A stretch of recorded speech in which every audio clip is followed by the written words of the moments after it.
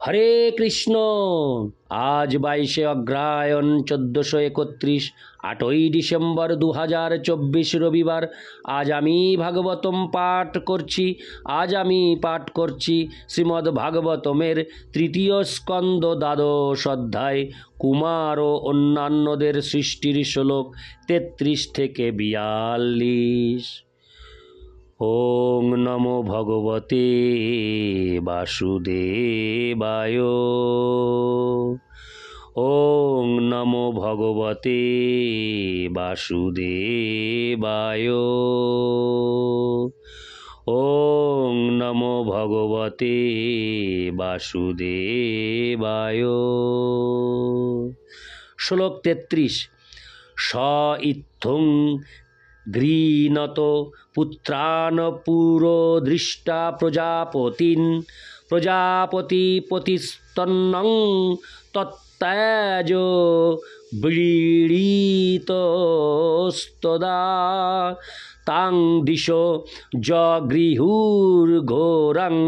নিহারং যদ্দিদুস্তম। অনুবাদ: প্রজাপতিদের পিতা ব্রহ্মা তার পুত্র সমস্ত প্রজাপতিদের এইভাবে বলতে দেখে অত্যন্ত লজ্জিত হয়েছিলেন এবং তৎক্ষণাৎ তিনি তার শরীর ত্যাগ করেছিলেন। তার সেই শরীর তখন সর্বদিকে অন্ধকারে ভয়ঙ্কর কুজ্ঝটিকা রূপে প্রকাশিত হয়েছিল। তাৎপর্য: পাপ কর্মের প্রায়শ্চিত্তের সবচাইতে শ্রেষ্ঠ উপায় হচ্ছে তৎক্ষণাৎ দেহত্যাগ করা, এবং সমস্ত জীবের নেতা ব্রহ্মা তার ব্যক্তিগত দৃষ্টান্তের দ্বারা সেই শিক্ষা দিয়েছিলেন। ব্রহ্মার আয়ু অপরিসীম, কিন্তু তিনি তার গর্হিত পাপের জন্য তার শরীর ত্যাগ করতে বাধ্য হয়েছিলেন। যদিও তিনি সেই পাপের কথা কেবল চিন্তা করেছিলেন, প্রকৃতপক্ষে সেই পাপ কর্মে লিপ্ত হননি। অনিয়ন্ত্রিত যৌন জীবনে লিপ্ত হওয়া যে কতখানি অপরাধজনক তা এই দৃষ্টান্তটির মাধ্যমে জীবেদের শিক্ষা দেওয়া হয়েছে। জঘন্য যৌন জীবনের কথা চিন্তা করা পর্যন্ত পাপ, এবং সেই প্রকার পাপ কর্মের প্রায়শ্চিত্ত স্বরূপ দেহত্যাগ করা উচিত। অর্থাৎ মানুষের আয়ু, আশীর্বাদ, ঐশ্বর্য ইত্যাদি সবই পাপ কর্মের ফলে ক্ষয় হয়, এবং তার মধ্যে সবচাইতে ভয়ঙ্কর পাপ হচ্ছে অবৈধ যৌন সঙ্গ। অজ্ঞানতা হচ্ছে পাপকর্মের কারণ, অথবা পাপপূর্ণ জীবন ঘোর অজ্ঞানতার কারণ। অজ্ঞানের রূপ অন্ধকার বা কুজ্ঝটিকা সমগ্র বিশ্বকে আচ্ছাদিত করে, এবং সূর্যই কেবল সেই অন্ধকার বা কুয়াশা দূর করতে পারে। যে ব্যক্তি নিত্য আলোকময় পরমেশ্বর ভগবানের আশ্রয় গ্রহণ করেন, তার কুজ্ঝটিকার, অন্ধকার বা অজ্ঞানের দ্বারা বিনষ্ট হওয়ার কোনো ভয় থাকে না। ইতি শ্লোক 33। শ্লোক 34। কদাচিদধ্যায়ত স্রষ্টুর্বেদা আশংশ্চতুর্মুখাৎ কথং শ্রক্ষাম্যহং লোকানো সমবেতানো যথা পুরা। অনুবাদ: কোনো এক সময় যখন ব্রহ্মা চিন্তা করছিলেন কিভাবে তিনি বিগত কল্পের মতো বিশ্ব সৃষ্টি করবেন, তখন তার 4 মুখ থেকে বিবিধ জ্ঞান সমন্বিত চতুর্বেদ প্রকাশিত হয়েছিল। তাৎপর্য: অগ্নি যেমন কলুষিত না হয়ে সব কিছু ভক্ষণ করতে পারে, তেমনি ভগবানের কৃপায় ব্রহ্মার মহত্ত্বরূপী অগ্নি স্বীয় কন্যাগমনের পাপ বাসনাকে ভস্মীভূত করেছিল। বেদ সমস্ত জ্ঞানের উৎস, এবং যখন ব্রহ্মা জড় জগতের পুনঃসৃষ্টি করার কথা ভাবছিলেন, তখন তা প্রথমে পরমেশ্বর ভগবানের কৃপায় ব্রহ্মার কাছে প্রকাশিত হয়েছিল। ব্রহ্মা তার ভগবদ ভক্তির বলে বলিয়ান, এবং ঘটনাচক্রে ভক্ত যদি কখনো ভগবদ ভক্তির মহান মার্গ থেকে অধঃপতিত হন, তাহলে ভগবান সর্বদাই তার ভক্তকে ক্ষমা করতে প্রস্তুত থাকেন। শ্রীমদ্ ভাগবতে 11:5-42 সেই কথা প্রতিপন্ন করে বলা হয়েছে, সপাদমূলং ভজত প্রিয়স্য ত্যক্তান্ন ভাবস্য হরিপরেশ বিকর্ম যচ্চোৎপতিতং কথঞ্চিদ ধুনতি সর্বং হৃদি সন্নিবিষ্ট। যে ব্যক্তি সর্বতোভাবে পরমেশ্বর ভগবানের শ্রীপাদপদ্মের অপ্রাকৃত প্রেমময়ী সেবায় যুক্ত, তিনি ভগবান শ্রীহরির অত্যন্ত প্রিয়, এবং সেই ভক্তের হৃদয়ে অবস্থান করে ভগবান ঘটনাক্রমে সংগঠিত তার সমস্ত পাপ ক্ষমা করেন। ব্রহ্মার মতো একজন মহান ব্যক্তি যে তার নিজের কন্যার সঙ্গে যৌন সঙ্গমের কথা চিন্তা করবেন, তা কখনো প্রত্যাশা করা যায়নি। ব্রহ্মার এই দৃষ্টান্তটি কেবল শিক্ষা দেয়, জড় প্রকৃতি এতই বলবতী যে তা সকলেরই উপর তার প্রভাব বিস্তার করতে পারে। এমনকি ব্রহ্মার উপরেও ভগবানের কৃপায় অল্প একটু দণ্ডভোগের মাধ্যমে ব্রহ্মা রক্ষা পেয়েছিলেন, এবং ভগবানের অনুগ্রহে মহান ব্রহ্মারূপে তার মর্যাদা ক্ষুণ্ণ হয়নি। ইতি শ্লোক 34। শ্লোক 35। চাতুর্হত্রং কর্মতন্ত্রমুপবেদনৈ সহ ধর্মস্য পদাশ্চত্তারস্তথৈবাশ্রমবৃত্তয়। অনুবাদ: অগ্নিহোত্র যজ্ঞের 4 প্রকার উপকরণ যজমান, মন্ত্রগায়ক, হোতা, অগ্নি এবং উপবেদের নির্দেশ অনুসারে সম্পাদিত কর্ম প্রকাশিত হয়েছিল। তারপর ধর্মের 4টি তত্ত্ব সত্য, তপ ও দয়া ও শৌচ এবং 4টি বর্ণের কর্তব্য সব কিছুই প্রকাশিত হয়। তাৎপর্য: আহার, নিদ্রা, ভয়, মৈথুন, জড়দেহের এই 4টি আবশ্যকতা পশু ও মানুষ উভয়ের মধ্যেই সমানভাবে বিরাজমান। পশুদের থেকে মানব সমাজকে পৃথক করার জন্য বর্ণ এবং আশ্রম অনুসারে ধর্ম অনুষ্ঠান করার বিধান রয়েছে। বৈদিক শাস্ত্রে স্পষ্টভাবে হরে কৃষ্ণ বৈদিক শাস্ত্রে স্পষ্টভাবে সেই সম্বন্ধে উল্লেখ করা রয়েছে, এবং সেইগুলি প্রকাশ হয়েছিল যখন ব্রহ্মা তার 4 মুখ থেকে 4 বেদ প্রকাশ করেছিলেন। এইভাবে সভ্য মানুষদের জন্য বর্ণ ও আশ্রম অনুসারে মনুষ্যোচিত কর্তব্য নির্ধারিত হয়েছে। যারা পরম্পরাক্রমে সেই তত্ত্বের অনুসরণ করেন তাদের বলা হয় আর্য বা সভ্য মানুষ। ইতি শ্লোক 35। শ্লোক 36। বিদুরুবাচ স বৈ বিশ্ব সৃজামিষ বেদাধীন মুখতঃ সৃজত যদ যদ জেনা সৃজদ দেবস্তন্মে ব্রহি তপোধন। অনুবাদ: বিদুর বললেন, হে তপোধন মহর্ষি, দয়া করে আপনি আমার কাছে বিশ্লেষণ করুন কিভাবে এবং কার সাহায্যে ব্রহ্মা তার মুখনিসৃত বৈদিক জ্ঞান প্রতিষ্ঠা করেছিলেন। ইতি শ্লোক 36। শ্লোক 37। মৈত্রেয় উবাচ ঋগ্যজুষামাথর্বাখ্যান বেদান পূর্বাদিভির্মুখৈ শাস্ত্রমিজ্জাং স্তুতিস্ততমং প্রায়শ্চিত্তং বধাত ক্রমাৎ। অনুবাদ: মৈত্রেয় বললেন, ব্রহ্মার পূর্বাদি মুখ থেকে যথাক্রমে ঋক, সাম হরে কৃষ্ণ ঋক, যজু, সাম ও অথর্ব এই 4টি বেদ প্রকাশিত হয়। তারপর পূর্বে অনুচ্চারিত বৈদিক মন্ত্র, ইজ্জা, পৌরোহিত্য, স্তুতিস্তোমের প্রতিপাদ্য বিষয়, প্রায়শ্চিত্ত, চিন্ময় কার্যকলাপ ক্রমান্বয়ে প্রতিষ্ঠিত হয়েছিল। ইতি শ্লোক 37। শ্লোক 38। আয়ুর্বেদং ধনুর্বেদং গান্ধর্বং বেদমাত্তন স্থাপত্যং চাশ্রীযদ বেদং ক্রমাৎ পূর্বাদিভির্মুখৈ। অনুবাদ: তিনি চিকিৎসা বিজ্ঞান, যুদ্ধকলা, সঙ্গীত কলা ও স্থাপত্য বিজ্ঞান এই সমস্ত বেদ থেকে রচনা করেছিলেন। এইগুলি তার পূর্ব মুখ থেকে শুরু করে একে একে প্রকাশিত হয়েছিল। তাৎপর্য: বেদে পূর্ণ জ্ঞান রয়েছে, যা কেবল এই গ্রহের মানব সমাজের জন্যই নয়, অধিকন্তু অন্যান্য সমস্ত গ্রহের মানব সমাজের আবশ্যকীয় সর্বপ্রকার জ্ঞান এর মধ্যে রয়েছে।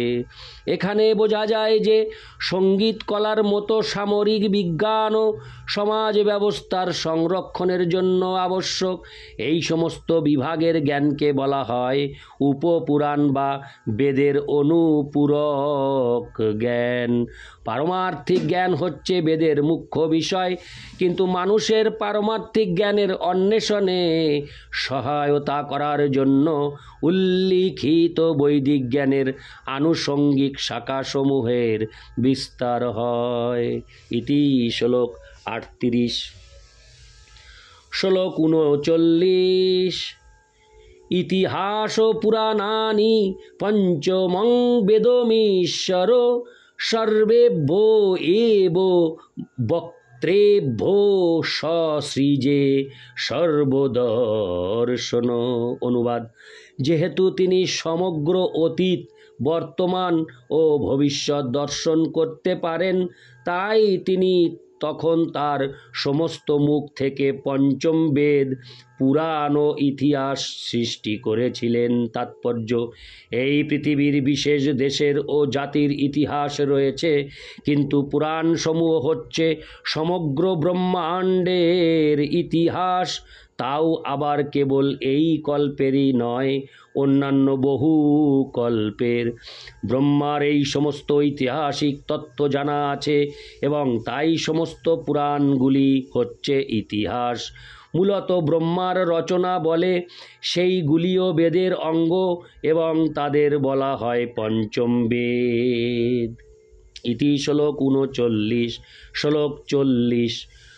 ষোড়শোকথৌ পূর্ববক্তাৎ পুরীষ্যগ্নিষ্টুতাবৎ আপ্তোর্জামতিরাত্রৌ চ বাজপেয়ং সগোষবম। অনুবাদ: বিভিন্ন প্রকারের যজ্ঞ, ষোড়শী, উকথ, পুরীষী, অগ্নিষ্টম, আপ্তর্জাম, অতিরাত্র, বাজপেয় ও গোসব ব্রহ্মার পূর্ব মুখ থেকে প্রকাশিত হয়েছে। ইতি শ্লোক 40। শ্লোক 41। বিদ্যা দানং তপো সত্যং ধর্মস্যেতি পদানি চ আশ্রমাংশ যথা শঙ্খমসৃজৎসহ বৃত্তিভি। অনুবাদ: বিদ্যা, দান, তপশ্চর্যা ও সত্য এইগুলিকে ধর্মের চারটি পা বলা হয় এবং সেইগুলি জানবার জন্য জীবনের চারটি আশ্রম এবং বৃত্তি অনুসারে চারটি বর্ণ বিভাগ রয়েছে। হরে কৃষ্ণ ধারাবাহিক হরে কৃষ্ণ কৃষ্ণ কৃষ্ণ হরে হরে, হরে রাম রাম রাম হরে হরে। ধারাবাহিক ক্রম অনুসারে ব্রহ্মা সেইগুলি সৃষ্টি করেছেন। তাৎপর্য: চারটি আশ্রম, ব্রহ্মচর্য বা ছাত্র জীবন, গৃহস্থ বা পারিবারিক জীবন, বানপ্রস্থ বা তপস্যার অনুশীলনের জন্য অবসর জীবন এবং সন্ন্যাস বা সত্যের প্রচারের জন্য ত্যাগের জীবন হচ্ছে ধর্মের চারটি পা। বৃত্তি অনুসারে বর্ণ বিভাগ: ব্রাহ্মণ বা বুদ্ধিমান শ্রেণী, ক্ষত্রিয় বা প্রশাসক শ্রেণী, বৈশ্য বা ব্যবসায়ী শ্রেণী এবং শূদ্র বা সাধারণ শ্রমিক শ্রেণী, যাদের কোনো বিশেষ গুণাবলী নেই। এইগুলি আত্মতত্ত্ব উপলব্ধির মার্গে উন্নতি সাধনের জন্য ব্রহ্মা কর্তৃক সুসংবদ্ধভাবে পরিকল্পিত এবং রচিত হয়েছিল। ব্রহ্মচর্য জীবনের উদ্দেশ্য হচ্ছে শ্রেষ্ঠ জ্ঞান অর্জন করা, গৃহস্থ জীবনের উদ্দেশ্য হচ্ছে দানশীল মনোবৃত্তি সহকারে সম্পন্ন ইন্দ্রিয় তৃপ্তির জীবন, বানপ্রস্থ আশ্রমের উদ্দেশ্য হচ্ছে পারমার্থিক জীবনের উন্নতি সাধনের জন্য তপশ্চর্যা এবং সন্ন্যাস আশ্রমের উদ্দেশ্য হচ্ছে জনসাধারণের কাছে পরম তথ্য প্রচার করা। সমাজের সমস্ত সদস্যদের সম্মিলিত কার্যকলাপ মানব জীবনের প্রকৃত উদ্দেশ্য সাধনের স্তরে মানুষকে উন্নীত করার অনুকূল অবস্থা সৃষ্টি করে। এই সমাজ ব্যবস্থার শুরুতে মানুষকে শিক্ষা দেওয়া হয় তাদের পশু প্রবৃত্তিগুলির বিশুদ্ধিকরণের জন্য, এবং সেই বিশুদ্ধিকরণ প্রক্রিয়ার চরম স্তর হচ্ছে পরম পবিত্র পরমেশ্বর ভগবান সম্বন্ধে জানা। ইতি শ্লোক 41। শ্লোক 42। সাবিত্রং প্রাজাপত্যং চ ব্রাহ্মং, হরে কৃষ্ণ, সাবিত্রং প্রাজাপত্যং চ ব্রাহ্মং চাথো বৃহত্তথা বার্তা সঞ্চয় শালীন শিলঞ্চ ইতি বৈগৃহে।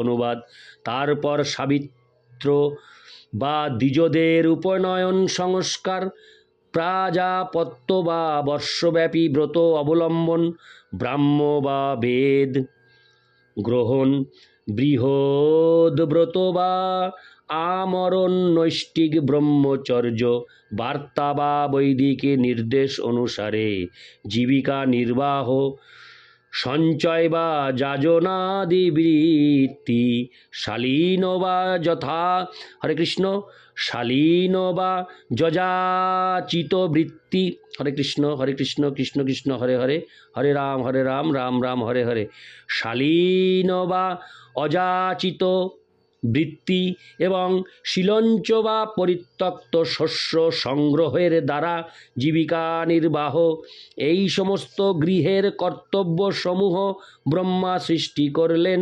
তাৎপর্য: হরে কৃষ্ণ কৃষ্ণ কৃষ্ণ হরে হরে, হরে রাম রাম রাম হরে হরে। ব্রহ্মা সৃষ্টি করলেন। তাৎপর্য: ছাত্রাবস্থায় ব্রহ্মচারীদের মানব জীবনের গুরুত্ব সম্বন্ধে পূর্ণ শিক্ষা দেওয়া হতো। এইভাবে মৌলিক শিক্ষার উদ্দেশ্য ছিল ছাত্রদের সংসার বন্ধন থেকে মুক্ত হতে অনুপ্রাণিত করা। কেবল যে সমস্ত ছাত্র জীবনের এই প্রকার ব্রত গ্রহণ করতে পারত না, হরে কৃষ্ণ, কেবল যে সমস্ত ছাত্র জীবনের এই প্রকার ব্রত গ্রহণ করতে পারত না তাদেরই গৃহে ফিরে গিয়ে উপযুক্ত পত্নীর পানি গ্রহণ করার অনুমতি দেওয়া হতো। অন্যথায় ছাত্রেরা আজীবন নৈষ্ঠিক ব্রহ্মচর্যের ব্রত গ্রহণ করতেন। হরে কৃষ্ণ। তা সব নির্ভর করত ছাত্রের শিক্ষার গুণগত মানের উপর।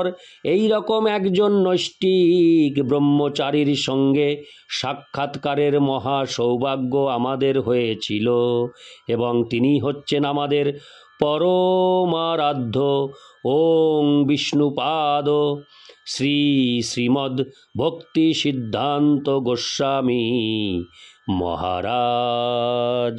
ইতি শ্লোক 43। হরে কৃষ্ণ।